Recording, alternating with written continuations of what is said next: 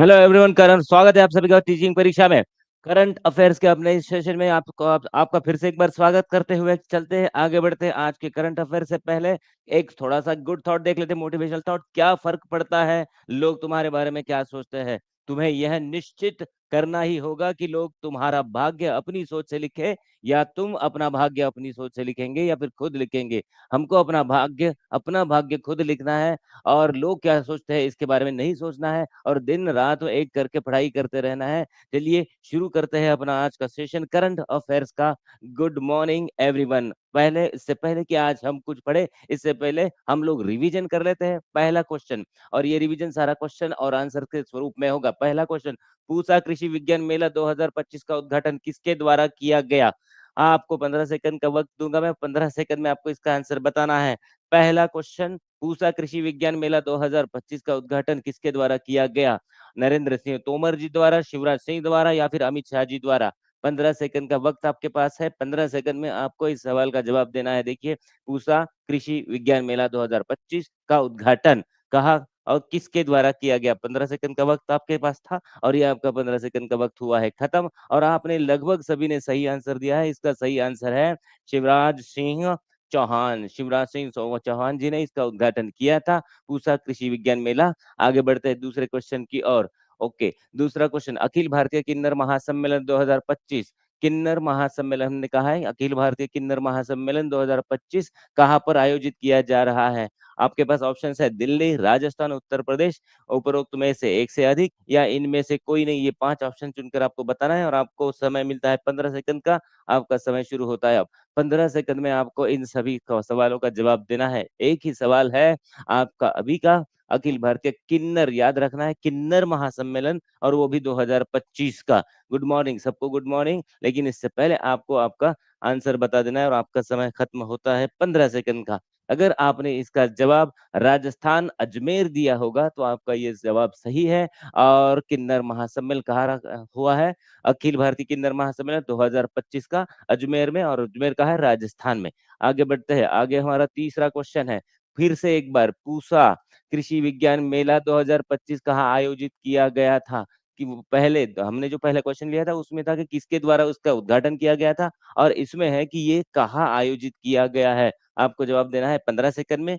15 second का समय शुरू होता है अब।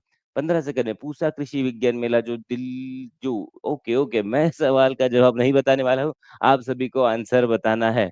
Very nice. अगर आपने, चलिए 15 सेकंड का आपका वक्त जो 11 से शुरू हुआ था वो खत्म होता है अभी। और अगर आपने इसका जवाब दिया है न्यू दिल्ली, सी ऑप्शन, तो आप सही है। पूसा कृषि विज्ञान मेला कहाँ पे हुआ है आयोजित, आयोजित हुआ है नई दिल्ली में। आगे बढ़ते हैं, चलिए अगले क्वेश्चन की ओर। प्रधानमंत्री नरेंद्र मोदी जी ने प्रधान सचिव टू, याद रखना है, प्रधान सचिव टू के रूप में किसे नियुक्त किया था। प्रधानमंत्री नरेंद्र मोदी ने प्रधान सचिव टू के रूप में किसे नियुक्त किया है। आपके पास ऑप्शन है शक्तिकांत दास, अजय कुमार भल्ला और राजीव कुमार। ये तीन में से आपको सोचकर बताना है। अपना ऑप्शन कमेंट में डालना है कि आपका ऑप्शन ए है, आपका ऑप्शन बी है, या फिर आपका ऑप्शन सी है। इन तीनों में से कोई एक ऑप्शन चुनकर आपको बताना है कि ओके। चलिए आगे बढ़ते हैं, 15 सेकंड का आपका वक्त यहीं पे होता है खत्म। और अगर आपने लिखा है शक्तिकांत दास, क्या है, शक्तिकांत दास, तो ये आपका आंसर सही है। शक्तिकांत दास जी को प्रधानमंत्री के प्रधान सचिव टू के रूप में नियुक्त किया गया है। ओके, ये ऑप्शन ओ आपका हो गया, ऑप्शन ए। आगे बढ़ते हैं क्वेश्चन नंबर 5 के ओर। संयुक्त राष्ट्र, याद रखे, संयुक्त राष्ट्र महिला शांति सैनिक सम्मेलन देखिए कहाँ आयोजित किया जा रहा है। एक है ऑप्शन मुंबई, नई दिल्ली और बेंगलुरु। इन तीन में से आपको बताना है, या फिर चौथा या पांचवा, ये भी इसका ऑप्शन हो सकता है। तो संयुक्त राष्ट्र महिला शांति सैनिक सम्मेलन कहाँ आयोजित हुआ, इसका जवाब देने के लिए आपको जो वक्त मैंने देना था वो वक्त ऑलरेडी शुरू हो चुका है। अगले 5 सेकंड में आपको इसका आंसर दे देना है। ए मुंबई, बी दिल्ली और सी बेंगलुरु कहाँ आयोजित हुआ है। यस, आप देख पा रहे हो, सुन पा रहे हो, ऑप्शन के जवाब भी दे पा रहे हो। आपका समय खत्म होता है अभी। तो इसका आयोजन देखिए, संयुक्त राष्ट्र है, यूनाइटेड नेशंस जिसे हम कहते हैं। तो इनका महिला शांति सैनिक सम्मेलन कहाँ आयोजित हुआ था, बेंगलुरु में आयोजित हुआ था। ये आगे बढ़ते, क्वेश्चन नंबर 5 होने के बाद क्वेश्चन नंबर 6।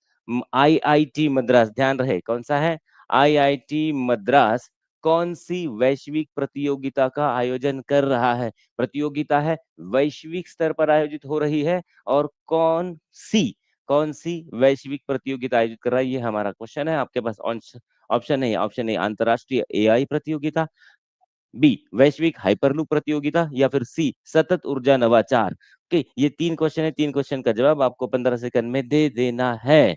कि यस, आपका ना ये आपके आंसर सही आ रहे हैं, बहुत सही आ रहे, रिस्पॉन्स भी आपका बहुत अच्छा आ रहा है, क्योंकि ये हमने कल ही पढ़ा था और उसी का रिवीजन हम क्वेश्चन और आंसर के स्वरूप में कर रहे हैं। ये ना सब मजा, ये आपको आनंद अगर आ रहा है तो बता दीजिए मुझे कि क्वेश्चन के स्वरूप में आपको ये रिवीजन कराना कैसा लग रहा है। Very good. अगर आपका टाइम खत्म हो रहा है अभी, और अगर आपने इसका जवाब बी ऑप्शन वैश्विक हाइपरलूप प्रतियोगिता जीएचसी मतलब ग्लोबल हाइपरलूप कंपटीशन ऐसा दिया है, तो आपका जवाब सही है।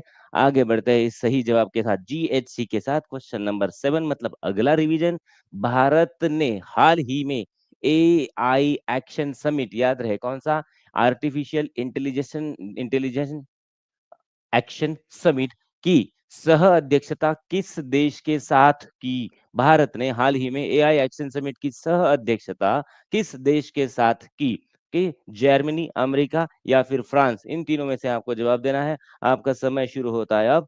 15 सेकंड के इस क्वेश्चन में, 15 टाइम में आपको इसका आंसर दे देना है। भारत ने हाल ही में एआई एक्शन समिट किस देश के साथ सह अध्यक्षता करके इसको आयोजित किया था? और अगर आपने इसका जवाब दिया है फ्रांस, तो आप सही है। फ्रांस के साथ भारत ने क्या की थी? ये आर्टिफिशियल इंटेलिजेंस वाली एआई एक्शन समिट की सह अध्यक्षता थी। अगले पॉइंट की तरफ बढ़ते हैं। चलिए, अगला पॉइंट हो गया हमारा, आगे बढ़ते हैं। अगला पॉइंट नहीं, अभी सीधा रिवीजन होने के बाद सीधा बढ़ते हैं कि टुडेज करंट अफेयर्स। आज हम कौन से करंट अफेयर्स पढ़ने वाले हैं, आगे चलेंगे। देखते हैं कि गोल्ड कार्ड, सीधा शुरुआत, दिन की शुरुआत ही हमने गोल्ड कार्ड के साथ की है। गोल्ड आपके नसीब में आइए, चलिए, हम सब लोग एग्जाम पास होके गोल्ड मेडल ही ले आते हैं। गोल्ड कार्ड कार्यक्रम का मुख्य रूप से किस देश से संबंध है? सीधा देखिए यहाँ पे पॉइंट कौन सा इंपॉर्टेंट है, गोल्ड कार्ड इंपॉर्टेंट है, और कौन से देश के साथ इसका संबंध है। देखते हैं इसका आंसर क्या है। चलिए, संयुक्त राज्य अमेरिका इसे कहते हैं हम इंग्लिश में, यूनाइटेड स्टेट्स ऑफ अमेरिका, यानी कि यूएसए। सीधा सीधा ये अभी दिखाई जो दे रहा है गोल्ड कार्ड, गोल्ड कार्ड यहाँ पे सीधा लिखा है ट्रम्प गोल्ड कार्ड। तो आपने इसका अंदाजा लगा लिया होगा कि ये जो है संयुक्त राष्ट्र अमेरिका यानी USA, United states of America से रिलेटेड है। अमेरिका धनी विदेशियों को, ये कीवर्ड है याद रहिए, धनी विदेशियों के लिए, मतलब किनके लिए? वेल्दी फॉरेनर, जो थोड़े से पैसे से अमीर है, उनके लिए गोल्ड कार्ड कार्यक्रम शुरू करेगा। धनी विदेशी यहाँ पे इंपॉर्टेंट है, कौन सा पॉइंट इंपॉर्टेंट हो जाता है यहाँ पे? इंपॉर्टेंट हो जाता है धनी विदेशी मतलब पैसे वाले। ओके, उसके बाद 5 मिलियन अमेरिकी डॉलर के शुल्क के बदले नागरिकता का मार्ग और अमेरिका में रहने तथा काम करने का अधिकार मिलेगा। अगर आप अमेरिका से नहीं है, अगर आप यूएसए से नहीं है, तो अगर आप 5 मिलियन अमेरिकी डॉलर शुल्क देंगे, शुल्क है, फीस है कितनी? 5 मिलियन अमेरिकी डॉलर। बहुत लंबा चौड़ा था, 5 मिलियन कितना होता है, बाप रे, 5 लिख लीजिए, उसके बाद इतना लिख लीजिए, 5 मिलियन 50 लाख अमेरिकी डॉलर देकर आप क्या कर सकते हो? अमेरिका में काम का, नागरिकता का मार्ग और रहने का मार्ग तथा काम करने का अधिकार मिलेगा। तीन चीजें आपको मिलेगी।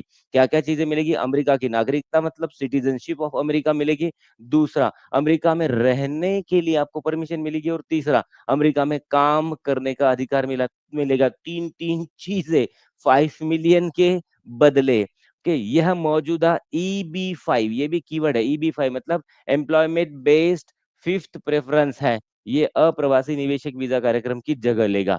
याद रखिए, ये जो गोल्ड कार्ड है, गोल्ड कार्ड किसकी जगह लेगा? EB-5 की, एम्प्लॉयमेंट बेस्ड फिफ्थ प्रेफरेंस की जगह लेने वाला है। मतलब अमेरिका में अभी रहने के लिए क्या लगता है? EB-5 लगता है। इसके बाद ट्रम्प चुन कर आने के बाद ये EB-5 कैंसिल हो जाएगा और आपको गोल्ड कार्ड खरीदना पड़ेगा। Got it? तो यहाँ पे गोल्ड कार्ड EB-5 5 मिलियन अमेरिकी डॉलर। ये चीज़ें आपको याद रखनी है, 3-3 4-4 चीज़ें यहाँ से बनती है और बहुत सारे क्वेश्चन बन सकते हैं छोटे-छोटे कि वो बोलेंगे कि अमेरिका में आप अगर आप गोल्ड कार्ड खरीदना चाहते हो, तो आपको कितना रुपया देना पड़ेगा? आपको देना पड़ेगा 5 मिलियन। अगर आप अमेरिका में 5 मिलियन देते हो, तो आपको कौन से अधिकार मिलेंगे? तो ये 3 अधिकार आपको पता होने चाहिए। कौन से? नागरिकता मिलेगी, अमेरिका में रहने का और अमेरिका में काम करने का अधिकार मिलेगा। ये चीज़ें हम सबको याद रखनी है। चलिए, गुड मॉर्निंग सबको, गुड मॉर्निंग। आगे बढ़ते हैं। अगला पॉइंट हमारा क्या है? भारत की पहली स्वदेशी, पहली भी है और स्वदेशी भी है। भारत की पहली स्वदेशी रूप से विकसित सेमीकंडक्टर चिप जो है, कब तक उत्पादन के लिए तैयार होगी? तो ये हमारा अगला चर्चा का मुद्दा है कि भारत की पहली स्वदेशी रूप से विकसित सेमीकंडक्टर चिप कब विकसित होने वाली है? तो ये सेमीकंडक्टर चिप देखते हैं।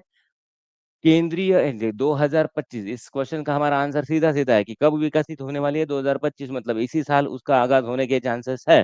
केंद्रीय इलेक्ट्रॉनिक्स एंड आईटी मंत्री, हर रोज़ हमें एक आईटी मंत्री का पता चल जाता है। तो आज के हमारे मंत्री कौन से हैं? केंद्रीय इलेक्ट्रॉनिक और आईटी मंत्री। इलेक्ट्रॉनिक और आईटी मंत्री कौन है? अश्विनी वैष्णव। इलेक्ट्रॉनिक याद रखिए, यहाँ से एक क्वेश्चन भी बन सकता है। एक इंपॉर्टेंट पॉइंट हमारा यहाँ पे क्लिक हो गया कि कौन-सा हमारे केंद्रीय इलेक्ट्रॉनिक मंत्री और आईटी मंत्री कौन है? तो वहाँ यहाँ अश्विनी वैष्णव जी है। चलिए, गुड मॉर्निंग।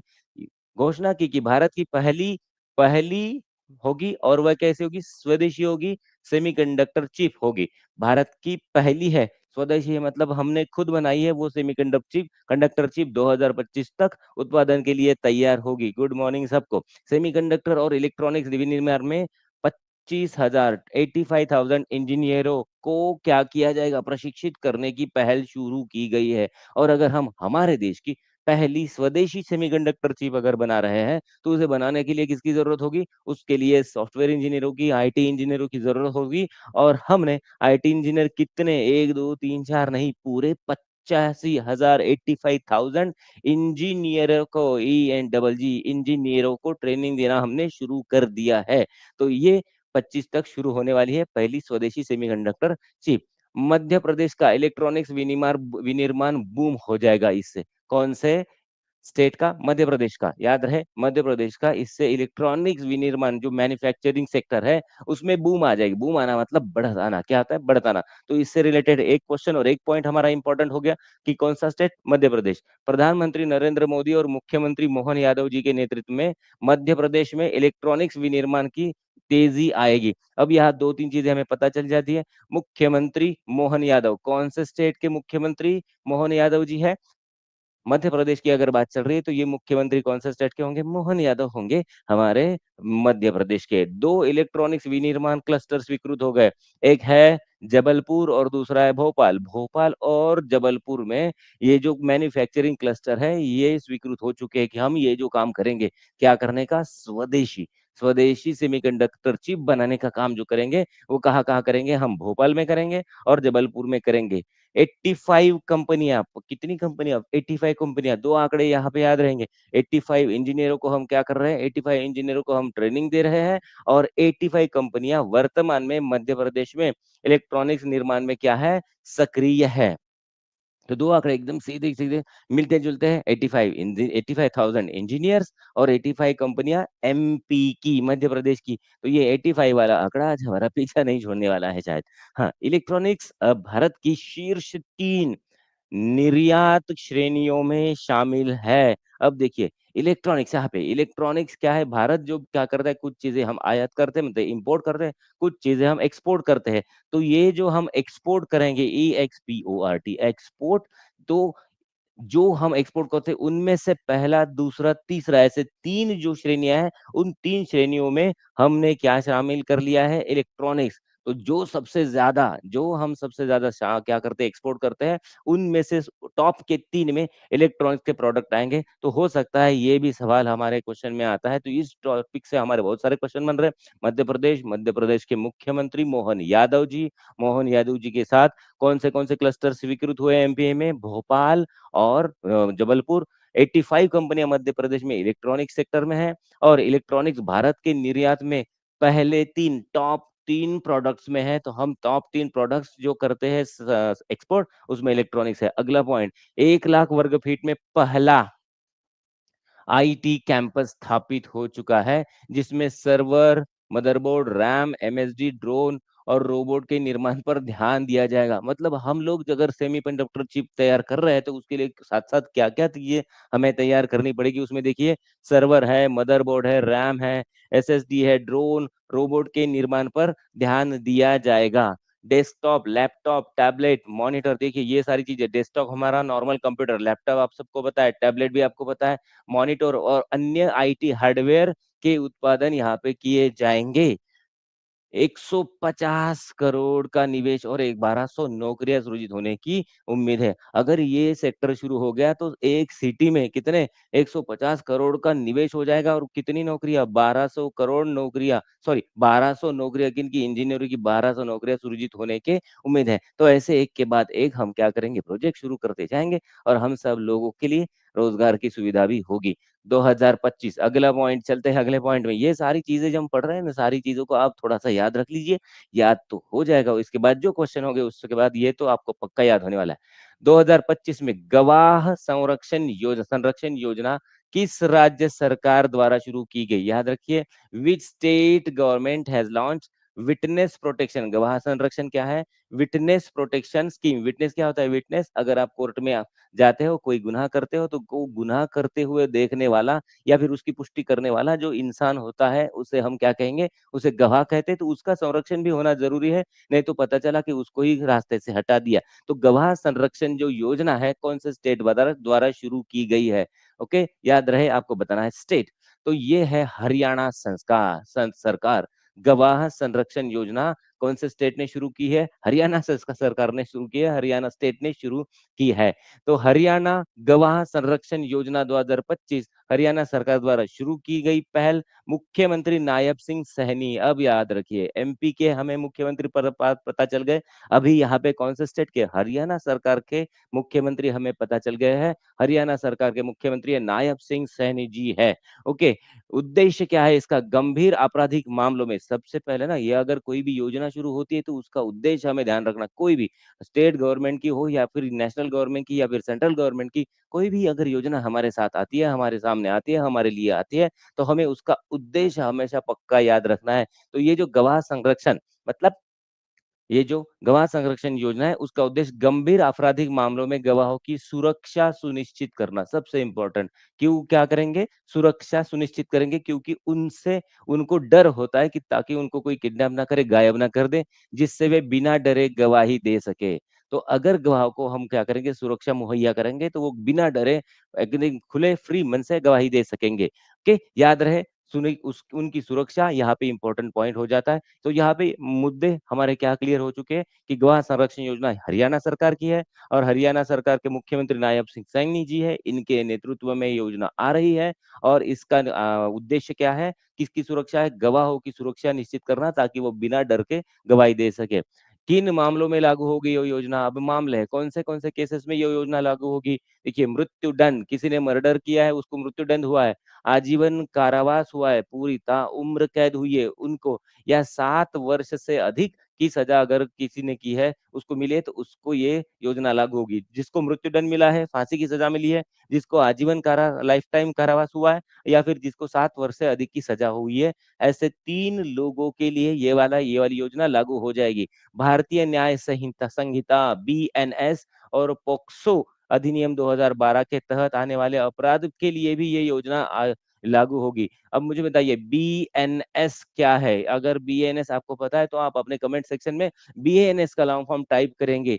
और आपको पता है पिछले साल ही बीएनएस लागू हुआ है, उससे पहले हमारे पास दूसरा कानून था। उस कानून का नाम बदलकर इंग्लिश में नाम था, इसका नाम बीएनएस कर दिया है। अच्छा हाँ, यही पे लिखा है सर भारतीय न्याय संहिता। तो इस चलिए आपका जनरल नॉलेज देखते हैं कि बीएनएस से पहले जो कानून था उसका नाम क्या था, ये आप मुझे बताएंगे तो और एक जानकारी में आपकी इजाफा हो जाएगा। चलिए गुड मॉर्निंग कहते हुए बीएनएस का पहला नाम क्या था, ये आप मुझे कमेंट में टाइप करके बताएंगे। दूसरा नाम, और अगर नहीं हमने बताया तो मैं आपको बताने की कोशिश करूंगा। चलिए, अगर हमने गुड बीएनएस का लॉन्ग फॉर्म बता दिया है, उसका पहला पुराना नाम बताइए। अमेरिका, चलिए रिवीजन कर लेते हैं अभी जो हमने पढ़ा है उसका। अमेरिका द्वारा, कौन से देश द्वारा, अमेरिका द्वारा शुरू किया जा रहा गोल्ड कार्ड कार्यक्रम किसके लिए है, और इस सवाल का जवाब देने के लिए आपको मिलेंगे 15 सेकंड। अमेरिका द्वारा शुरू किया जा रहा गोल्ड कार्ड किसके लिए है? ऑप्शन ए गरीब प्रवासी, ऑप्शन बी मध्यम वर्ग के प्रवासी और ऑप्शन सी धनी प्रवासी। उपरोक्त में से एक भी नहीं और उपरोक्त में से एक से ज्यादा अधिक। क्या आंसर दिया है आपने? मुझे तो लगता है आपको 15 सेकंड की जरूरत भी नहीं पड़ी होगी। देखते ही आपने सोच लिया होगा, देख लिया होगा। ये जो गोल्ड कार्ड है किसके लिए बना है? धनी विदेशियों के लिए बना है। वेल्दी वर्ड याद रहे, वेल्दी फॉरेनर्स के लिए है गोल्ड कार्ड। अमेरिका के कौन है अध्यक्ष, राष्ट्राध्यक्ष? अमेरिका के राष्ट्राध्यक्ष कमेंट में टाइप करे, पता होगा तो है ही पता, सबको पता है। अगर अमेरिका के राष्ट्राध्यक्ष नहीं पता है तो क्या हम पढ़ाई कर रहे हैं? Next question number 2। अमेरिका का गोल्ड कार्ड कार्यक्रम किस मौजूदा वीजा को प्रतिस्थापित करेगा? क्या करेगा? रिप्लेस करेगा। हाँ, ओके, याद रहे क्वेश्चन है the US gold card programme will replace which existing visa. कौन से वीजा को क्या करेगा? वो रिप्लेस करेगा। आपके लिए 15 सेकंड दे देते हैं। 15 सेकंड का समय है आपके पास। 10। ओके, हाँ। Yes yes yes, very good. BNS की जगह आईपीसी था। बढ़िया जवाब दिया है आपने। बोले अमेरिका का गोल्ड कार्ड का कार्यक्रम किस मौजूदा वीजा को प्रतिस्थापित करता है? और आपका 15 सेकंड का समय खत्म होता है अभी। चलो चलो झीलो। ओके ओके, 1 तक रहने दो। Okay, very good. अच्छा, E5 लग रहा है आपको? अच्छा, नहीं, ऑप्शन ही नहीं बताया आपने, बताया EB5। क्या बताया आपने? EB5। अगर आपने इसका आंसर EB5 बताया है तो आप सभी लोग सही है। EB5 अमेरिका का गोल्ड कार्ड जो कार्यक्रम अभी आ रहा है, ये EB5 को क्या करेगा? रिप्लेस करने वाला है। अगला क्वेश्चन, मध्य प्रदेश में कितने इलेक्ट्रॉनिक्स विनिर्माण क्लस्टर स्वीकृत किए गए हैं? क्लस्टर की बात हो रही है यहाँ पे। मध्य प्रदेश में कितने इलेक्ट्रॉनिक्स विनिर्माण क्लस्टर स्वीकृत किए गए हैं? आपको आंसर बताना है 15 सेकंड में। आपका समय शुरू होता है अब मध्य प्रदेश में विनिर्माण क्लस्टर, मैन्युफैक्चरिंग क्लस्टर हो रहे हैं, कितने शुरू हो रहे हैं? 15 सेकंड में जवाब देना है आपको। 1 2 3। ऑप्शन भी बड़े मजेदार है। Option 1 2 3, 15 second. चलिए, 15 सेकंड बहुत ज्यादा वक्त नहीं होता है। आपको 15 सेकंड में इसका जवाब अगर देना है, जल्दी से देना है। अब समय आपका शुरू तो था ही।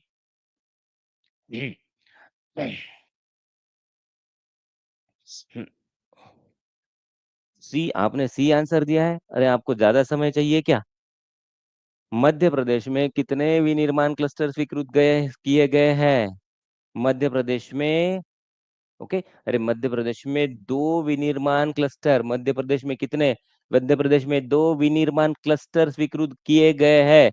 Very good. कुछ तो लोग हैं जिन्होंने बी आंसर दिया है। मध्य प्रदेश में एक हो रहा था भोपाल में, दूसरे का नाम आप मुझे कमेंट में टाइप करके बताएंगे। एक क्लस्टर भोपाल में हो रहा है तो दूसरा क्लस्टर कहाँ हो रहा है? ये आपके लिए क्वेश्चन है। चलिए, रिवीजन में सारी चीजें क्लियर होती जानी चाहिए कि मध्य प्रदेश में जो इलेक्ट्रॉनिक्स से रिलेटेड विनिर्माण क्लस्टर शुरू हो रहे हैं तो उसमें कितने हो रहे हैं? तो उसमें 2 आपका अगर आंसर है तो सही है। और भोपाल मैंने एक बता दिया है और दूसरा, वेरी गुड, अगर दूसरा आपने याद करके मुझे दिया है तो ये है जबलपुर। भोपाल और जबलपुर में दोनों विनिर्माण क्लस्टर शुरू हो रहे हैं। चलिए आगे बढ़ते हैं। अगला क्वेश्चन, हरियाणा सरकार की हरियाणा गवाह संरक्षण योजना का उद्देश्य क्या है? जल्दी से बताइए, 15 सेकंड से ज्यादा इसमें वक्त नहीं लगना चाहिए। हरियाणा सरकार की गवाह संरक्षण योजना का उद्देश्य हमने पूछा है। What is the objective of Haryana governments new initiative Haryana witness protection scheme 2025? Haryana सरकार की विटनेस प्रोटेक्शन स्कीम 2025 का क्या उद्देश्य है, ये हमें आपको बताना है। क्वेश्चन नंबर 4 में है हम और आपका समय खत्म होता है अभी। अब देखिए यहाँ पे दिखा है सड़कों का निर्माण करना इस योजना का उद्देश्य है क्या? नहीं। गरीबों के लिए मुफ्त स्वास्थ्य सेवा देना इसकी योजना का है क्या? नहीं। सीधा सीधा क्वेश्चन में ही दिखता है कि अगर यहाँ पे गवाह लिखा है तो क्या होगा? गवाहों की सुरक्षा सुनिश्चित करना, ये हमारा क्या है, इसका उद्देश्य हो जाएगा। इतना इजी सवाल अगर एग्जाम में आ जाए तो आपकी तो बल्ले बल्ले हो जाएगी। चलिए आगे बढ़ते। क्वेश्चन नंबर इस 4 के बाद 5, आईटी हार्डवेयर निर्माण के तहत किन उत्पादों का निर्माण किया जाएगा? ये जो योजना की हमने पढ़ाई की थी, चिप से रिलेटेड, हाँ याद रहे, भारत की पहली स्वदेशी चिप से रिलेटेड योजना। उसमें आईटी हार्डवेयर निर्माण के लिए कितनी कौन कौन से उत्पादनों का निर्माण किया जाएगा? आपके पास ऑप्शन है डेस्कटॉप, लैपटॉप, टैबलेट, मॉनिटर, अन्य आईटी हार्डवेयर उपकरण, या उपरोक्त में से एक से अधिक इसका आंसर आ सकता है। क्या आंसर बताना चाहेंगे आप? क्वेश्चन नंबर 5 में है और आपको जवाब देने के लिए जो 15 सेकंड मिले थे, 15 सेकंड में से वक्त जाता जा रहा है। Okay, very good. आप सभी ने बढ़िया बढ़िया है ना आंसर। देखिए थोड़ा सा ये सवाल थोड़ा पेचीदा हो सकता है, आपको थोड़ा सा थरोली इसको पढ़ना है। मैंने समय भी आपका बढ़ा दिया है, ज्यादा समय आपको देने वाला। यस, अब आप लोग समझ गए होंगे कि मैंने आपको थोड़ा सा समय ज्यादा क्यों दिया है। थोड़ा सा दिमाग लगाना है, थोड़ा सा सोचना है। ओके, तो यहाँ वेरी गुड वेरी गुड, आपने सही सोच लिया। चलिए ज्यादा टाइम नहीं ज़ाया करेंगे। यहाँ इसका आंसर डी क्यू आने वाला है। देखिए डेस्कटॉप भी है, उसमें लैपटॉप भी है, टैबलेट भी है, मॉनिटर भी है और अन्य आईटी हार्डवेयर उपकरण भी इसमें क्या होने वाले हैं, निर्मित होने वाले हैं। इसीलिए इसका ऑप्शन क्या आ जाएगा, ए, बी, सी और डी सबको मिला के उपरोक्त में से एक से अधिक ऑप्शंस आने वाले हैं। इसीलिए हमने क्या टिक किया है इस पे, इसलिए हमने यहाँ पे टिक किया है ऑप्शन नंबर डी। आगे बढ़ते हैं क्वेश्चन नंबर 5 के बाद, हरियाणा सरकार द्वारा शुरू की गई नई पहल का नेतृत्व कौन कर रहा है? चलिए हरियाणा सरकार द्वारा जो नई पहल शुरू की गई, कौन सी नई पहल है? गवाह का प्रोटेक्शन करने वाला कानून जो 2025 में आना है, तो इसका नेतृत्व कौन कर रहा है? हाँ, चलिए कुछ-कुछ कीवर्ड जिस पे हमने ज़ोर दिया था, जैसे एमपी का उल्लेख हुआ था, तो हमने एमपी के चीफ मिनिस्टर के बारे में कहा था। अब यहाँ याद करके हमें बताइए कि हम किसके द्वारा नेतृत्व की गई हरियाणा सरकार की गवाह प्रोटेक्शन योजना की बात कर रहे हैं। और यहाँ भी यस, आप सभी ने सही ऑप्शन दिया है और आपका 15 सेकंड का जो वक्त था वो तो वैसे ही खत्म हो चुका। अगर आपने इसका आंसर दिया है नायाब सिंह सैनी, तो आप लोग सही हो और नायाब सिंह सैनी जी इस योजना का क्या कर रहे हैं, या इस योजना का नेतृत्व कर रहे हैं। आगे बढ़ते हैं। गवाह सुरक्षा योजना किन कानूनी प्रावधानों के तहत लागू होगी? गवाह सुरक्षा योजना, ठीक है, हमने जान लिया कि गवाह का प्रोटेक्शन करना है, नायब सिंह सैनी जी इनका नेतृत्व कर रहे हैं। तो 7वें क्वेश्चन में आप क्या आंसर देना चाहेंगे? भारतीय न्याय संहिता के साथ लागू होगा, पोक्सो एक्ट के तहत लागू होगा या मोटर वाहन अधिनियम के तहत लागू होगा? चलिए, गवाह सुरक्षा योजना किन कानूनी प्रावधानों के तहत लागू होगी? कौन से? अगर ये योजना लागू करनी है तो हम लोगों को क्या करनी है? ये योजना अगर लागू करनी है तो हम लोगों को कानून भी तो बताना पड़ेगा कि आपको इस कानून के तहत इस है ना? क्योंकि अगर आप मूवीज़ देखते हैं, मूवीज़ में जज आखिरी में क्या करते हैं? जज आखिरी में डिसीज़न बताते हैं, उनका डिसीज़न होता है और बताते हैं कि उस निर्णय में कि भारतीय न्याय संहिता आईपीसी की धारा इसकी, उसकी आईपीसी, सीआरपीसी की धारा इतने नंबर से के तहत इनको सज़ा दी जाती है। तो कानून के तहत सज़ा कानून के तहत दी जानी चाहिए। Very good. अगर आपने भारतीय न्याय संहिता सोचा है तो बिल्कुल कोई प्रॉब्लम नहीं है, कोई प्रॉब्लम नहीं। लेकिन कुछ लोग इसका आंसर डी भी दे रहे हैं, तो सोच कर बताइए कि इसका आंसर कुछ लोग डी क्यों दे रहे होंगे? अगर डी दे रहे हैं तो वो सारे लोग सही है और बाकी के लोग भी सही हो जाएँगे। क्यों? क्योंकि ये बीएनएस मतलब भारतीय न्याय संहिता और पोक्सो एक्ट 2000 दोनों के तहत इसमें सज़ा मिलने वाली है, ओके? इसमें प्रोटेक्शन मतलब किसी गुनहगार को भारतीय न्याय संहिता के तहत सज़ा मिली है तो भी उसको प्रोटेक्शन मिलेगा और किसी को पोक्सो एक्ट के तहत अगर सज़ा मिली है तो भी प्रोटेक्शन मिलेगा। तो हम देखिए इसमें दूसरे क्वेश्चन बनते हैं, दूसरे पॉइंट बनते हैं। कौन से क्वेश्चन, कौन से पॉइंट बन रहे हैं यहाँ पे? ठीक है कि हमने जान लिया कि वो हरियाणा सरकार ने गवाहों का प्रोटेक्शन के लिए कानून लाया, ठीक है। नायब सिंह सैनी जी वो दूसरा पॉइंट वो क्वेश्चन बन सकता है और यहाँ पे एक और छोटा क्वेश्चन बनता है और हमने जो भी बना लिया है कि कौन से कानून के तहत सज़ा हुई हो तो ये प्रोटेक्शन मिल सकता है। तो आप सबको पता चल गया है कि बीएनएस मतलब भारतीय न्याय संहिता ये वाला एक कानून और पोक्सो एक्ट इसके तहत अगर सज़ा मिली है तो आपको प्रोटेक्शन मिलेगा, डोंट वरी। लेकिन आप ये काम ना करें। चलिए क्वेश्चन का रिवीजन हो गया, आगे बढ़ते हैं। गुड मॉर्निंग सबको, गुड मॉर्निंग। लाइक शेयर भी कर दीजिए, ओके। अच्छा आप अगर आज अपना क्या कर रहे हो, आज अगर आप ये वाला मज़ेदार सा सेशन अगर लाइक कर रहे हो मतलब उसका मज़ा ले रहे हो, आनंद ले रहे हो, तो इसको लाइक और शेयर करना बिल्कुल ना भूलें। हाल ही में हाल ही में जो रिपोर्ट आई है, सरकारी e market plus GeM GEM government e market plus plus पर महिला उद्यमियों की कुल कितनी हिस्सेदारी कितनी है? देखिए महिला उद्यमियों की बात कर रही है कि पुरुष उद्यमी उद्यमी मतलब क्या है? उद्यमी मतलब एंटरप्रेन्योर्स बिज़नेस करने वाले लोग, तो पुरुषों की बात होती है हमेशा लेकिन महिला एंटरप्रेन्योर्स है, महिला उद्यमी जो है यहाँ पे उतनी कितनी भागीदारी है किसकी? एक रिपोर्ट आई है जेम वाली, जेम पर महिला उद्यमियों की कितनी भागीदारी है? अगर आगे बढ़ा जाए देखते हैं महिला उद्यमियों की हिस्सेदारी यहाँ याद रखेंगे 8%। कितना परसेंट? 8% जेम पर सरकारी ई मार्केट प्लस जेम देखिए, गवर्नमेंट ई मार्केट प्लस जो है मार्केट प्लेस है, तो इस ई मार्केट प्लेस में महिला उद्यमियों की कितनी भागीदारी 8%। सरकारी ई मार्केट प्लेस पर उनकी 8% भागीदारी के साथ आगे बढ़ते हैं। जेम पर पंजीकृत मतलब रजिस्टर्ड महिला माइक्रो स्मॉल एंटरप्राइजेस की संख्या कितनी है? बाप रे! 1,77,786 कितनी है? 1,77,786 ये तो हमारा पूर्ण विराम है। याद है कितनी है? 1,77,786 आंकड़ा भी देखिए कितना शुभ आंकड़ा आया है, मज़ेदार आंकड़ा है। 786 वाला तो ये वैसे भी याद रहने वाला है। 177,786 1,77,786 महिला उद्यमी जेम पर है। महिला उद्यमियों द्वारा पूरे किए गए ऑर्डर कितने हैं? पूरा मूल्य उनका 46,615 करोड़। अब ये जो महिला उद्यमी है, महिला में लेडीज़ एंटरप्रेन्योर्स इन्होंने जो ऑर्डर इनको मिले वो ऑर्डर पूरे कितने किए हैं? कितने करोड़ रुपए के? 46,615 46,615 करोड़ के ऑर्डर उन्होंने आज तक क्या किए हैं? पूरे किए हैं। याद रहे कि अगर कोई महिला है उसने अगर कोई अपना बिज़नेस शुरू कोई भी बिज़नेस हो, कुकिंग वाला बिज़नेस हो, पैकेजिंग वाला है, ट्रांसपोर्टेशन वाला है या फिर कोई प्रोसेसिंग वाला बिज़नेस हो, तो उनको क्या करना होता है? ये जो सरकार का पोर्टल है सरकार का ई मार्केट प्लेस कौन सा प्लेस ई मार्केट प्लेस जैसे हमारे गांव में मंडी होती है वैसे ये मार्केट प्लेस होता है लेकिन क्या होता है ऑनलाइन होता है जैसे हम अमेज़न फ्लिपकार्ट ये सारे क्या है ये ई मार्केट प्लेस है जो ऑनलाइन है तो ऐसा ही गवर्नमेंट का ई मार्केट प्लेस है आपको जाकर वहां पे रजिस्टर करना है आपके बिजनेस और आपके प्रोडक्ट वहां पे रखने हैं लोग ऑनलाइन खरीदेंगे और वो आप उनको माल भेज देंगे बिल्कुल अमेज़न की जैसा ही है ये ई मार्केट प्लेस तो यहाँ पे एकदम बढ़िया है योजना महिला उद्यमियों के लिए तो इतनी कितनी है उसमें हिस्सेदारी अब बढ़ चुकी है उनकी महिलाओं की 8% याद रहे और 46,615 करोड़ भी हमको याद रखने हैं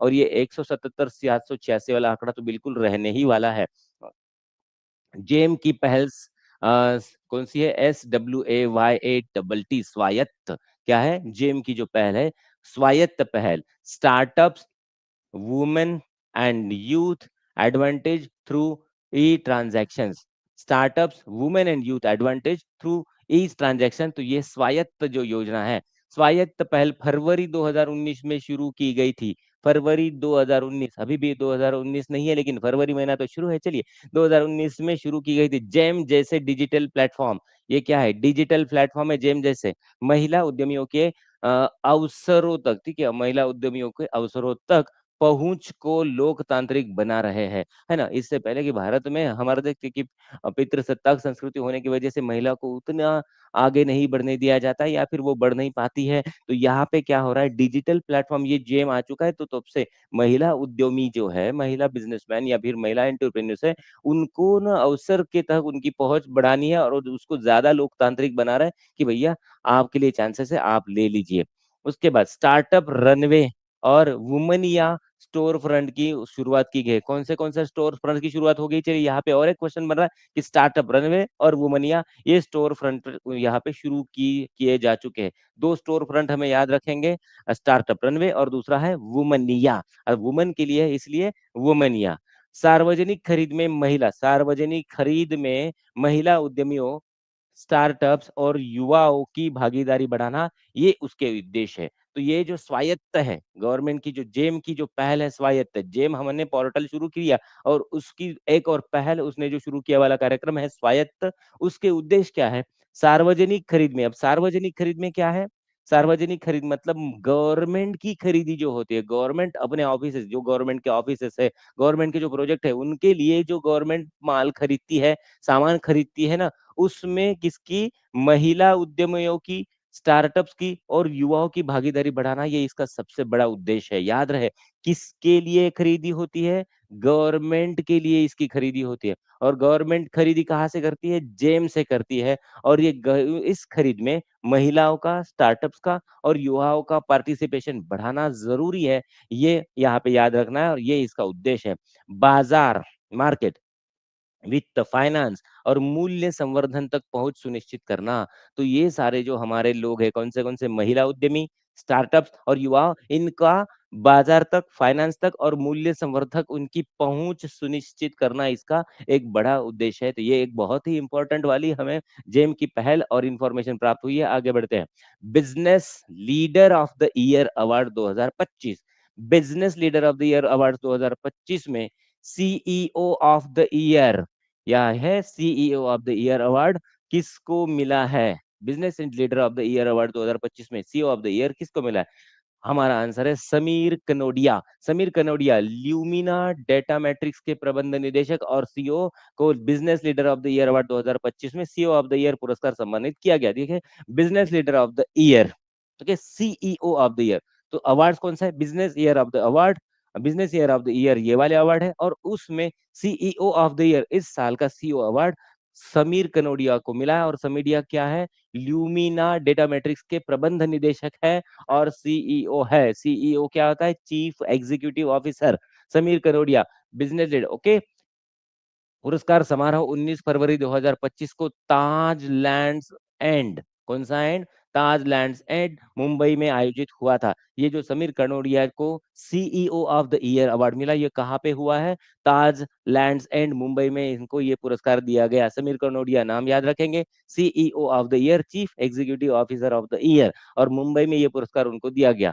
पुरस्कार चयन प्रक्रिया कैसी होती है? वैश्विक शोध सेल और प्रतिष्ठित जूरी। जूरी क्या होता है? जूरी पता है ना आपको? जूरी क्या होता है? अगर कोर्ट में जज होता है तो पहले जमाने में होते हैं, आजकल बहुत कम होते हैं, कि बहुत सारे जज बैठे हुए होते हैं, 10 12 15 20 25। और ये जो 10 12 15 20 25 लोग थे, हमारे सोसाइटी के विविध भागों से आते थे, इनको जूरी कहा जाता है। हाँ, आजकल जूरी बहुत कम दिखती है।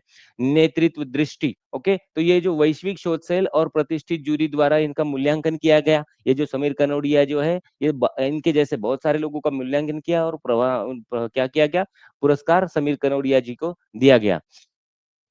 नेतृत्व दृष्टि होनी चाहिए, व्यवसाय का विकास का उद्देश्य होना चाहिए, नवाचार, कर्मचारी का जुड़ाव और सामाजिक उत्तरदायित्व और उद्योग प्रभाव जैसे पहलुओं पर उन्होंने विचार किया। अगर हम हमें किसी को क्या कहना है, हमें किसी को अवार्ड देना है तो हम उसके कौन से गुण देखेंगे? तो उनके गुण देखिए, नेतृत्व दृष्टि, लीडरशिप कैसा कर सकते हैं, व्यवसाय का विकास कैसा कर रहे हैं, नवाचार मतलब क्या क्या चीजें नई इजाद कर रहे हैं, कर्मचारियों से उनका जुड़ाव कैसा है, कि नहीं तो कर्मचारियों को हमेशा डांटते रहेंगे, ऐसा है, या फिर सामाजिक उत्तरदायित्व की भावना भी अगर वो रखते हैं क्या, और उद्योगों पर उनका प्रभाव कैसा है, ऐसे पहलुओं पर विचार करके सीईओ ऑफ द ईयर पुरस्कार उनको दिया गया है। यह प्रतिष्ठित पुरस्कार उन नेताओं को सम्मानित करता है जिन्होंने नवाचार, व्यावसायिक उत्कृष्टता और सामाजिक विकास में बहुत सारा योगदान दिया गया है। और क्यों ना मिले, अगर आपको पुरस्कार मिलता जाएगा तो आपको क्या मिलेगा? आपको प्रोत्साहन मिलेगा। जैसे हम आपको यहाँ पे क्या है, हम तो अगर हम यहाँ पे आपको क्वेश्चन पूछते हैं और इनाम देंगे तो आपको भी प्रोत्साहन मिलता जाएगा। यस यस, आगे चलिए। प्रकृति 2025 सम्मेलन क्या है? प्रकृति 2025 सम्मेलन का आयोजन किस मंत्रालय के संरक्षण में किया गया? चलिए, हमने दो चीजें आपको यहाँ बताई, दो छोटे छोटे क्वेश्चन यहाँ पे बनते हैं कि प्रकृति 2025 सम्मेलन और मंत्रालय। अब देखिए, ये दो है आज के छोटे छोटे पॉइंट, इसके बारे में थोड़ा सा डिटेल देख लेते हैं। पीआरए प्रकृति 2025, ये चित्र आप यहाँ पे देख पा रहे होंगे। तो विद्युत मंत्रालय, कौन सा मंत्रालय है? विद्युत मंत्रालय और पर्यावरण वन जलवायु परिवर्तन मंत्रालय, एक हो गया ये मंत्रालय, दूसरा हो गया ये वाला मंत्रालय। इन दोनों मंत्रालयों की सहकारिता में, विद्युत मंत्रालय और पर्यावरण वन और जलवायु परिवर्तन मंत्रालयों के किसमें सहकारिता से ये क्या हुआ है? प्रकृति 2025 वाला सम्मेलन आयोजित हुआ है। 24 फरवरी 2025 को माननीय विद्युत एवं आवास मंत्री श्री मनोहर लाल, अब देखिए एक और इंफॉर्मेशन हमारे साथ जुड़ गई है, एक और क्वेश्चन, छोटा सा पॉइंट, कि कौन से विद्युत एवं आवास मंत्री कौन सा है? श्री मनोहर लाल जी है, इनके द्वारा इसका उद्घाटन हुआ है। एक इंफॉर्मेशन हमारे आज की हमारी क्लास में हमको तीन मंत्री पता चले हैं, उसमें से ये तीसरे हैं, विद्युत एवं आवास मंत्री मनोहर लाल, हाँ। ऊर्जा दक्षता ब्यूरो, BEE, विद्युत मंत्रालय और पर्यावरण वन और जलवायु परिवर्तन मंत्रालय के संरक्षण में ये आयोजन हुआ है। अब मंत्रालय तो दो है, कौन से? विद्युत मंत्रालय और पर्यावरण वन और जलवायु परिवर्तन मंत्रालय, ये दो मंत्रालय हो गए। और उनके साथ साथ क्या है?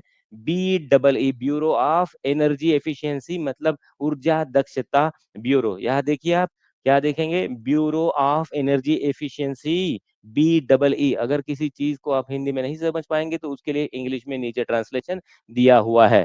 ओके, अच्छा, ठीक है। इनॉग्रेटेड बाय ऑनरेबल मिनिस्टर, कौन? Minister of power housing Shri Manohar Lal ji on 24 February 2025। Okay, organized under the aegis of Bureau of Energy Efficiency, Ministry of Power and Ministry of Environment, Forest and Climate Change। दो मंत्रालय और BEE इनके सहयोग से ये प्रकृति 2025 का आयोजन हो चुका है। प्रकृति 2025 सम्मेलन ने जलवायु लक्ष्यों को पूरा, कौन से लक्ष्य है, जलवायु लक्ष्यों को पूरा करने के लिए वैश्विक नीति निर्माण और सहयोग की नई संभावनाएं खोली है। ओके, कार्बन बाजारों के माध्यम से, कौन सा बाजार है, याद देखिए हमारा नॉर्मल वाला बाजार नहीं है, हम नॉर्मल वाला बाजार देखा हमने, आज ई मार्केट भी देख लिया, ये आज हम तीसरा वाला मार्केट भी देखा है। अब ये कौन सा है, कार्बन बाजार, तीसरा बाजार, ई मार्केट, ई बाजार देख लिया हमने, कार्बन बाजार देखेंगे।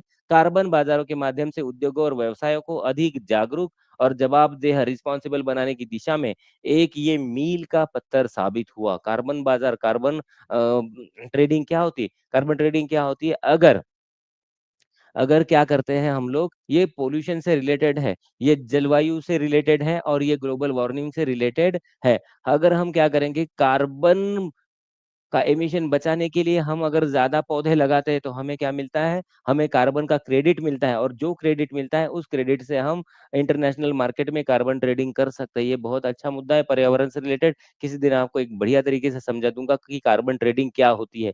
जो दिखने में कुछ नहीं है, बेचने वाली चीज कुछ नहीं है, बस हमको क्या करना है कि कार्बन को एब्सॉर्ब करने वाले पेड़ पौधे लगाकर कार्बन का क्रेडिट मिलाना है और उसको खर्च करना है इंटरनेशनल मार्केट में। ये होता है कार्बन ट्रेडिंग या फिर कार्बन बाजार। कार्बन बाजार किससे रिलेटेड है, ग्लोबल वार्मिंग से, पोल्यूशन से रिलेटेड है, प्रदूषण से रिलेटेड है। आने वाले वर्षों में यह पहल कार्बन बाजारों में पारदर्शिता लाएगी, ट्रांसपेरेंसी लाएगी, प्रतिस्पर्धात्मकता लाएगी और प्रभावी जलवायु नीतियों को आगे बढ़ाने में योगदान देगी। ये वाली जो कार्बन बाजार वाली जो पहल है उसमें। ओके, चलिए आगे बढ़ते हैं। विद्युत मंत्रालय, हाँ अभी जो हमने पढ़ा है उसका थोड़ा सा रिवीजन कर लेते हैं। विद्युत मंत्रालय और परवाह, कौन से मंत्रालय, विद्युत मंत्रालय और पर्यावरण मंत्रालय के सम्मेलन का उद्घाटन, ये जो प्रकृति 2025 है, ये इन दोनों ने मिलकर, और तीसरा BEE था, इन्होंने मिलकर कौन से सम्मेलन का उद्घाटन जो किया था, तो उद्घाटन किसने किया, ठीक है, विद्युत मंत्रालय द्वारा, पर्यावरण मंत्रालय द्वारा, ये जो मंत्रालय इनके द्वारा जो प्रकृति 2025 सम्मेलन हुआ है, इसका उद्घाटन किसने किया। आपको 15 सेकंड का वक्त मैं आपको देता हूँ, 15 सेकंड में आपको इस सवाल का जवाब बताना है। प्रधानमंत्री नरेंद्र मोदी जी ने किया है, श्री मनोहर लाल जी ने किया है, या फिर और किसी और ने किया है, ये आपको बताना है। 15 सेकंड, बस, ज्यादा वक्त नहीं मिलेगा और आपका समय खत्म होता है। 5 4 3 2 1 0। तो इसका जवाब, अगर आपने श्री मनोहर लाल दिया, यस, आप में से मैक्सिमम लोगों ने श्री मनोहर लाल इसका आंसर दिया है। श्री मनोहर लाल जी ने इसका क्या किया था, उद्घाटन किया था। याद रहे, विद्युत मंत्रालय और पर्यावरण मंत्रालय के साथ और कौन है, BEE है, bureau of energy efficiency. Okay, चलिए आगे बढ़ते, congratulation. Business leader of the year award दो समारोह कहाँ आयोजित हुआ था, हमने किसे पुरस्कार मिला है ये नहीं पूछा है, हमने पूछा है कि business leader of the year award कहाँ पे आयोजित हुआ है। आपको मिलते हैं 15 सेकंड, वक्त शुरू होता है अब। चलिए, जीरो होने से पहले आपको इसका जवाब देना है। नई दिल्ली में आयोजित हुआ, बेंगलुरु में हुआ, या फिर मुंबई में आयोजित हुआ। क्वेश्चन नंबर 9 पे हम लोग हैं और आपका समय तो खत्म वैसे भी हो चुका है, और आपने मैक्सिमम लोगों ने सही से एकदम बढ़िया इसका आयोजन हुआ है कि मुंबई आपने जवाब दिया है। अगर अगर आपने मुंबई दिया है तो ये आपका जवाब सही है। अगर मुंबई दिया है तो कौन से कहाँ पे दिया होगा आपको याद होगा, कम से कम ताज तो याद रहे, मुंबई के ताज में लंबा चौड़ा नाम है होटल, आगे क्वेश्चन आने वाले, इसलिए मैंने नहीं बताया कि बस ये आपको याद करा रहा हूँ कि मुंबई के ताज होटल में इसका आयोजन हुआ है। आगे बढ़ते क्वेश्चन नंबर 10 पे। प्रकृति 2025 सम्मेलन किस क्षेत्र से संबंधित है, प्रकृति 2025 ये जो सम्मेलन है कौन से क्षेत्र से संबंधित है। आपको 15 सेकंड का टाइम दे रहे हैं, 15 सेकंड में आपको इसका जवाब देना है। बताइए, कृषि से संबंधित है, जलवायु परिवर्तन से संबंधित है, या फिर टेक्नोलॉजी या और स्टार्टअप से संबंधित है, किस चीज से रिलेटेड है हमारा।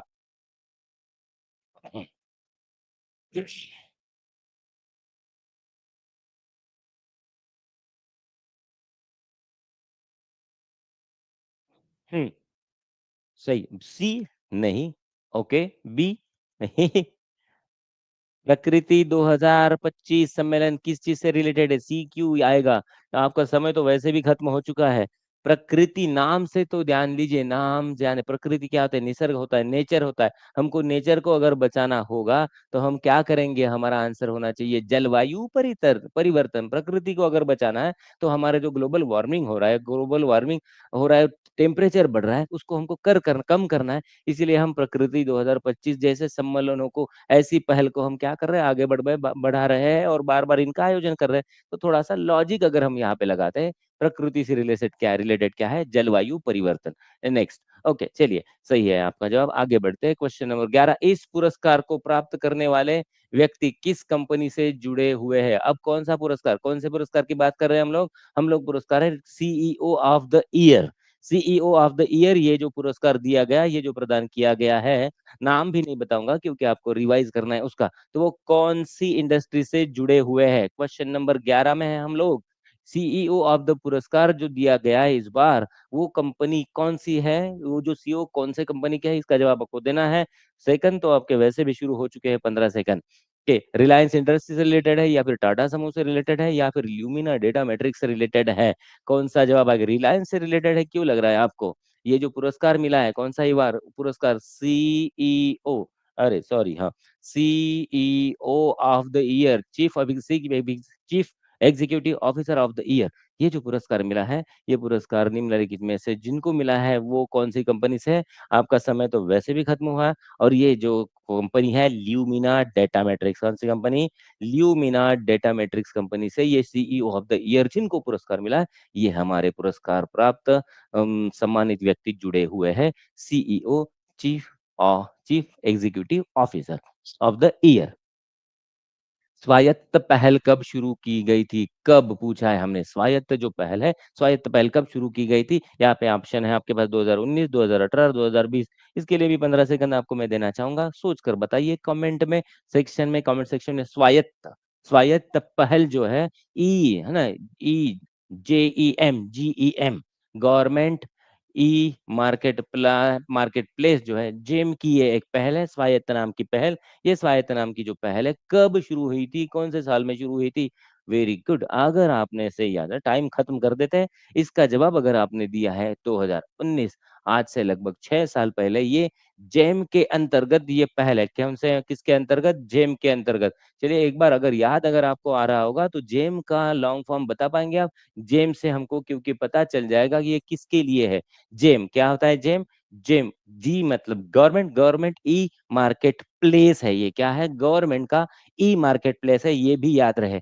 GEM, GeM, government e market place. ये इन्होंने ये स्वायत्त नाम की पहल 2019 में शुरू की थी। ये चलिए, अब तक तो ये गवर्नमेंट ई मार्केट प्लेस, ये इसका लॉन्ग फॉर्म और ये है का, ये चीजें आपको पता ही चल गई होगी। किसके किसके लिए थी, एक बार मुझे रिवाइज करके बताइए। महिलाओं के लिए, युवाओं के लिए, दो चीजें, और स्टार्टअप्स के लिए। याद है, स्टार्टअप्स मतलब जो शुरुआत में, आजकल की कंपनियों की नई कैटेगरी है, जो शुरुआत में एक छोटी सी कंपनी अगर कोई शुरू करता है और उसको गवर्नमेंट से बहुत सारी सहायताएं मिलती है, बहुत सारी रियायतें मिलती है, तो वो स्टार्टअप होता है। नई न्यू कंपनी, किसी भी नए उद्यमी की नई कंपनी, स्टार्टअप, महिला, युवा और स्टार्टअप के लिए ये जेम वाली पहल है, स्वायत्त वाली पहल है, जेम के द्वारा स्वायत्त पहल है।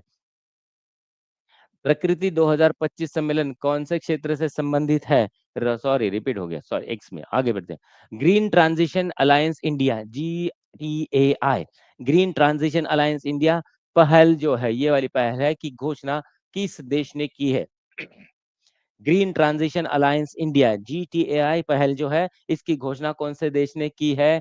डेनमार्क, यहाँ पे इसका हमारा आंसर हो जाएगा डेनमार्क। कहाँ है कंट्री, मुझे बताइए। डेनमार्क कहाँ पे? यूरोप में है, ऑस्ट्रेलिया में है, अमेरिका में है, या फिर एशिया में है? कौन से कंटिनेंट में? आप मुझे इसका आंसर बताएंगे कमेंट में टाइप करके। कौन सा इसका कॉन्टिनेंट है? कॉन्टिनेंट, डेनमार्क कौन से कॉन्टिनेंट या फिर खंड में है? चलते चलते ज्योग्राफी ज्योग्राफी का भी थोड़ा थोड़ा हमारा रिवीजन होता रहेगा। ये जो डेनमार्क है, कौन से कॉन्टिनेंट में, कमेंट में बता दीजिए। अमेरिका में क्यों होगा डेनमार्क?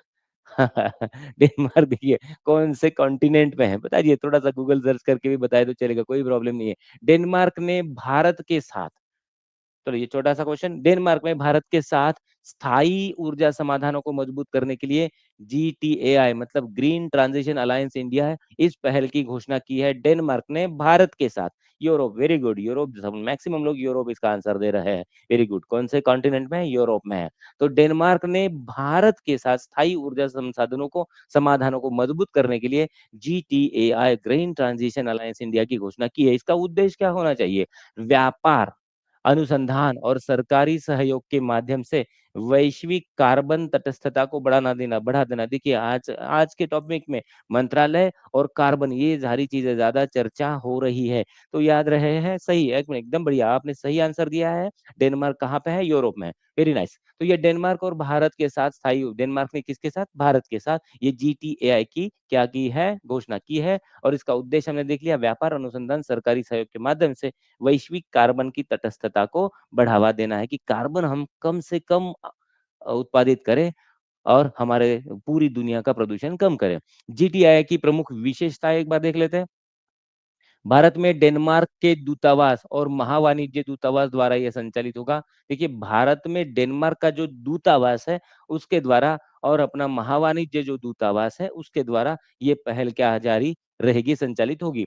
भारत के 2070 तक नेट जीरो, क्या करेंगे? 2070 तक नेट जीरो वाला जो हमारा प्रोग्राम है कि हम क्या करेंगे? 2070 तक जीरो कार्बन इमिशन करेंगे। मतलब जब भी 2070 साल आएगा तब हमारे देश में कुछ भी कार्बन का प्रोडक्शन नहीं होगा। ये ऐसा टारगेट है। और डेनमार्क के 2045 तक नेट जीरो लक्ष्यों को सहयोग देगा। देखिए यहाँ पे दो चीजें आपको नोट करनी है। कौन सी? छोटा सा क्वेश्चन बन सकता है एक हमारे क्वेश्चन के लिए, कहा कि 2000 भारत ने टारगेट रखा है 2070 तक और डेनमार्क में टारगेट रखा है 2045 तक। ऐसा क्यों? ये सवाल आपके मन में आना चाहिए कि भारत का टारगेट 2070 मतलब इनसे लगभग 25 साल बाद है और डेनमार्क को टारगेट है 2045 तक। ऐसा क्यों है?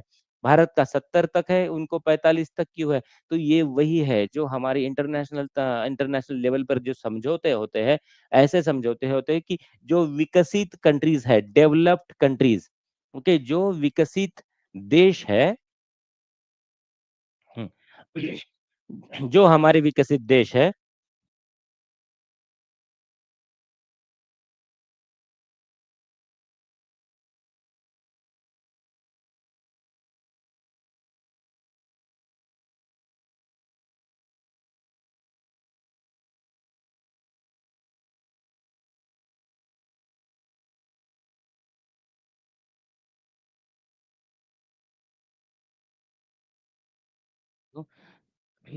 जस्ट मिनट, एक छोटा सा ब्रेक है, आप थोड़ा सा इसको पढ़ लेंगे।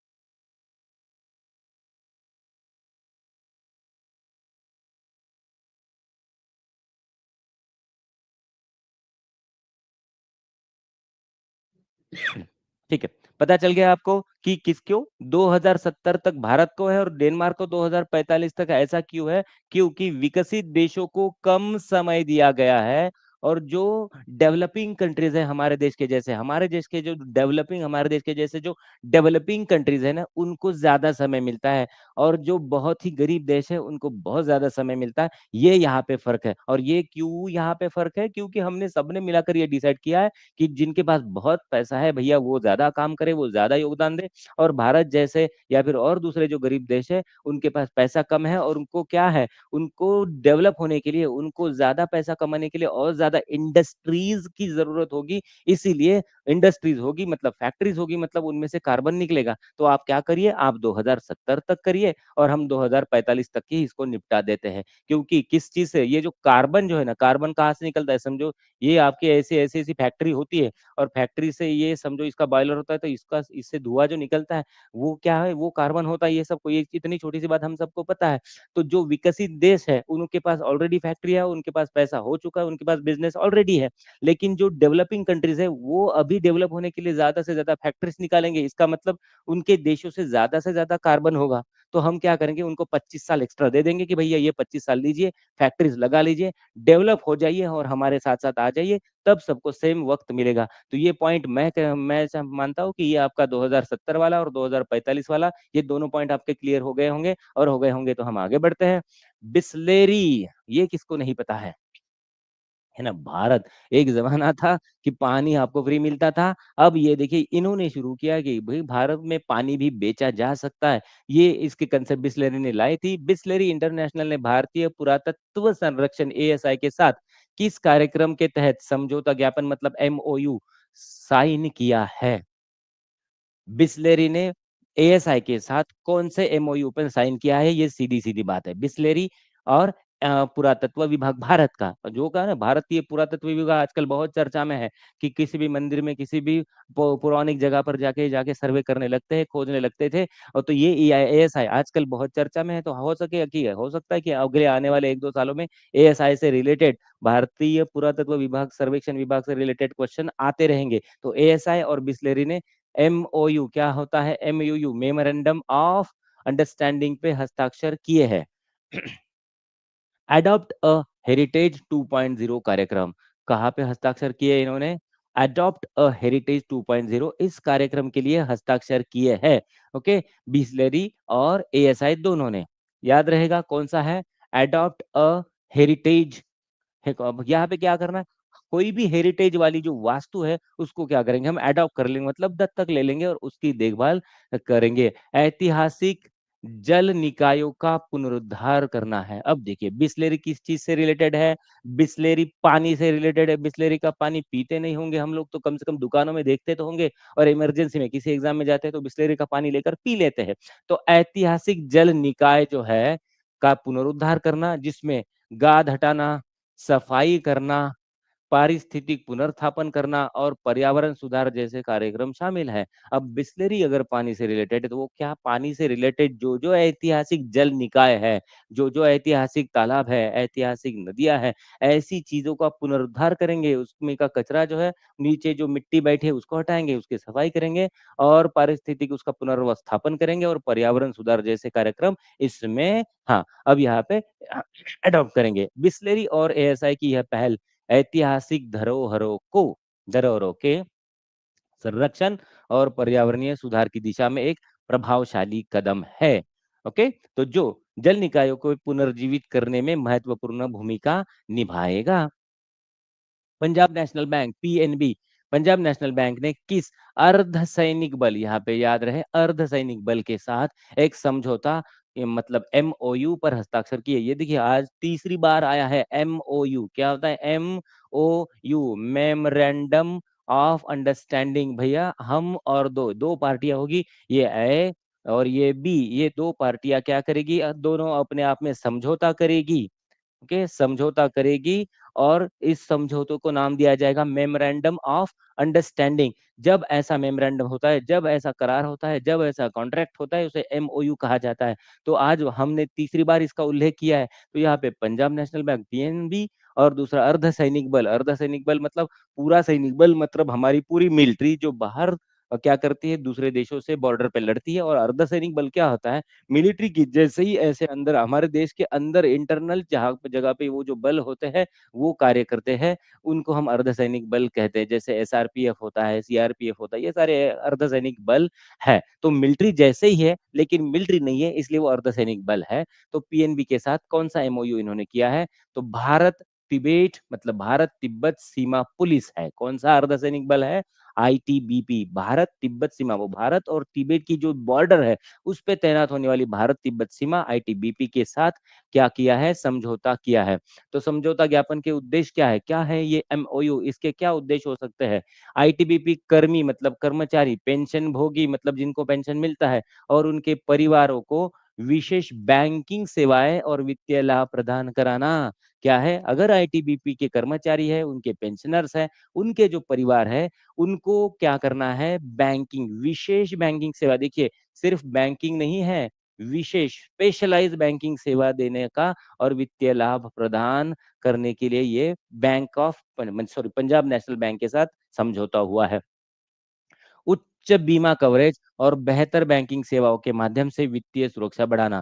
अब देखिए, अगर ये कोई इंसान सेना में है, मिलिट्री में है या फिर से मतलब अर्धसैनिक बल में है, उनकी ना जान की बहुत ज्यादा जोखिम होती है, तो जान की जोखिम होती है तो उनका बीमा कराना जरूरी होता है। तो ये पंजाब नेशनल बैंक क्या करेगी, उनको उच्च बीमा कवरेज देगा, मतलब ज्यादा से ज्यादा डेथ के बाद या फिर कोई इंजरी होती है, कुछ भी एक्सीडेंट होता है उनका, सैनिकों का, तो उसको ज्यादा से ज्यादा अच्छा उच्च बीमा कवरेज देने की कोशिश करेगी। और ये बैंक कौन सी है, ये बैंक कौन सी है, ये बैंक है पंजाब नेशनल बैंक। तो ये भी याद रख सकते हैं। समझौते पर हस्ताक्षर 11 फरवरी 2025 को हुए। आईटीबीपी का मुख्यालय हेडक्वार्टर्स कहाँ पे है, न्यू दिल्ली, ये भी है। चलिए, यहाँ से भी एक क्वेश्चन हमारा बन सकता है कि अगर आईटीबीपी चर्चा में है तो एक छोटा सा क्वेश्चन यहाँ पूछा जा सकता है, कौन सा, तो पूछेंगे हम आईटीबीपी का मुख्यालय हेडक्वार्टर्स आईटीबीपी का कहाँ पे है, तो नई दिल्ली है। पंजाब नेशनल बैंक महाप्रबंधक कौन है, ये भी। चलिए, पंजाब नेशनल आजकल ना ये अपॉइंटमेंट्स भी और लोगों के बारे में पूछा जाता है, तो यहाँ पे हो सकता है कि पंजाब नेशनल बैंक के महाप्रबंधक प्रबंधक कौन है, एसपी सिंह है। उतने ज्यादा इंपॉर्टेंट नहीं लगते, लेकिन याद रहे तो कोई फर्क पड़ने वाला नहीं है। महानिरीक्षक प्रशासन एससी ममगाई, ये दो नाम इंपॉर्टेंट रखेंगे। समझौता ज्ञापन का क्या महत्व है, रक्षा और अर्धसैनिक बलों को विशेष बैंकिंग के लाभ प्रदान किए जाएंगे।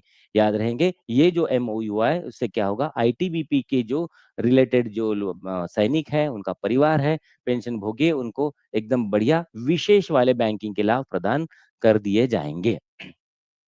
चलिए, जो पढ़ा है उसके थोड़ा सा जल्दी से फास्ट में रिवीजन कर लेते हैं। भारत और बांग्लादेश की सीमा सुरक्षा के लिए किस नई संचार प्रणाली की स्थापना की गई, भारत और बांग्लादेश की सीमा सुरक्षा के लिए किस नई प्रणाली की स्थापना की गई है। चलिए, ये एक थोड़ा सा सरप्राइजिंग क्वेश्चन है। ओके, चलिए, ये सरप्राइजिंग क्वेश्चन है। ये सरप्राइजिंग क्वेश्चन आपके लिए, थोड़ा सा आप सोचने के लिए मैं आपको ज्यादा समय देता हूँ। भारत और बांग्लादेश की जो सीमा है उसकी सुरक्षा के लिए एक नई संचार प्रणाली शुरू की गई है, तो वो संचार प्रणाली कौन सी है।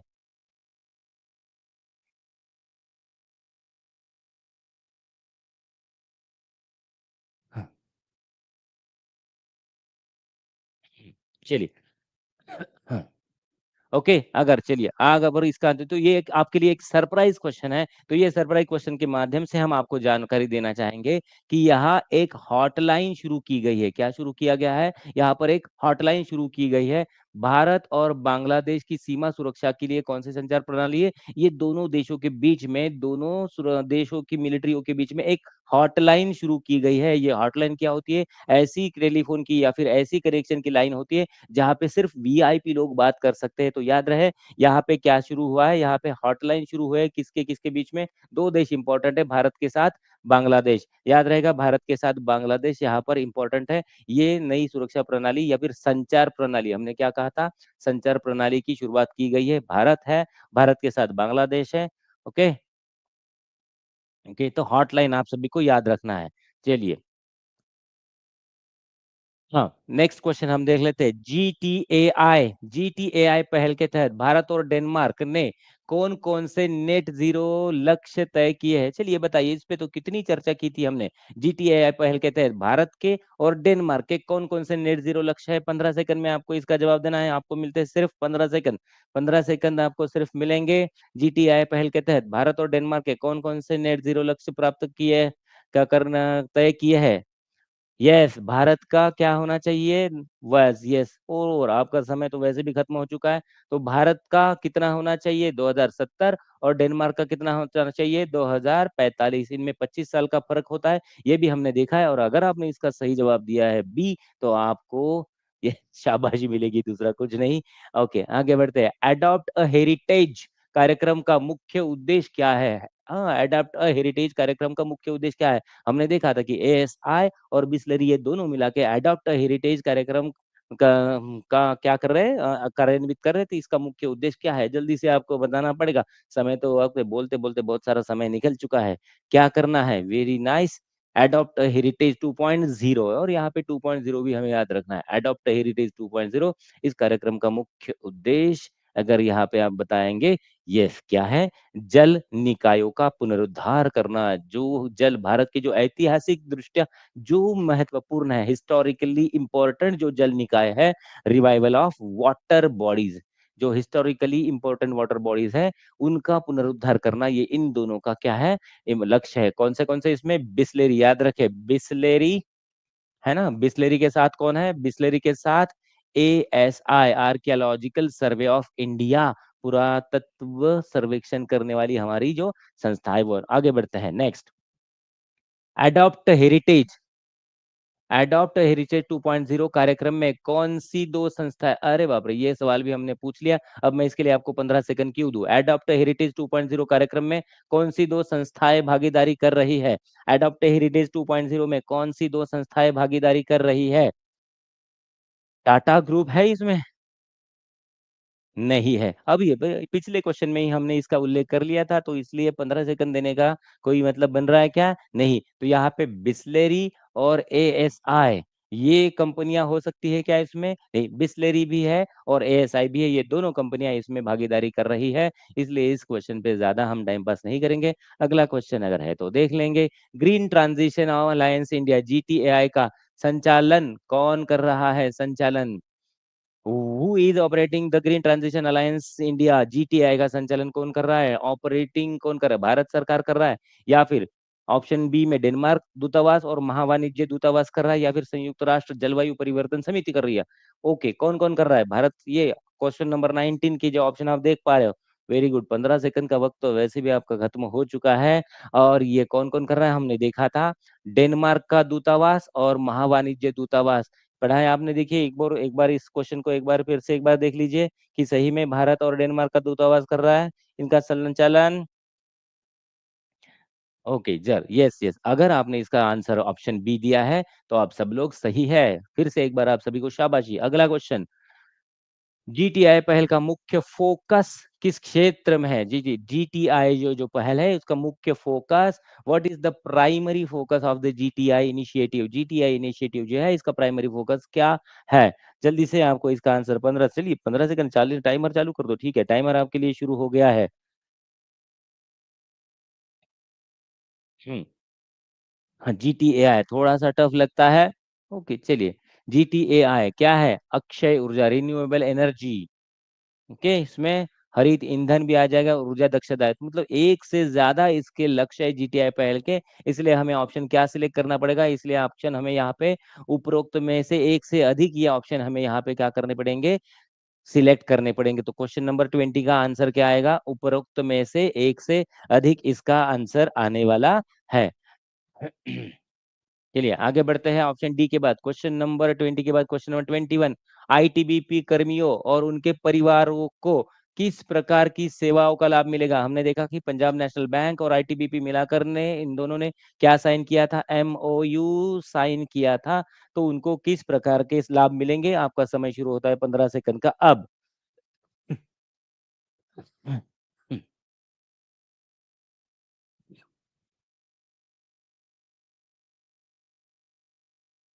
चलिए 15 सेकंड का वक्त तो आपका कब का खत्म हो चुका है।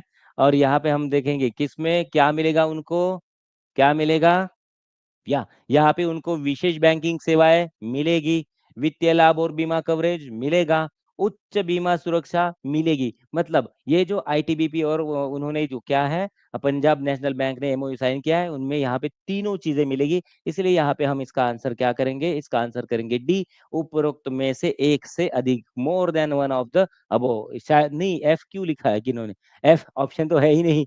अच्छा जोक था। नेक्स्ट, ITBP बैंकिंग सुरक्षा समझौते पर हस्ताक्षर किस स्थान पर किए गए। ये क्वेश्चन थोड़ा सा आपके लिए ट्रिकी हो सकता है। जो पंजाब नेशनल बैंक और ITBP इन दोनों ने मिलकर जो MOU साइन किया है वो कहाँ पे साइन किया गया है, एक बार मुझे बताकर बता दीजिए। हम्म, कहाँ पे इसको साइन किया है। हम्म, ITBP बैंकिंग सुविधा समझौते पर हस्ताक्षर कौन से स्थान पर किए गए, किस स्थान पर हस्ताक्षर किए गए बताएं।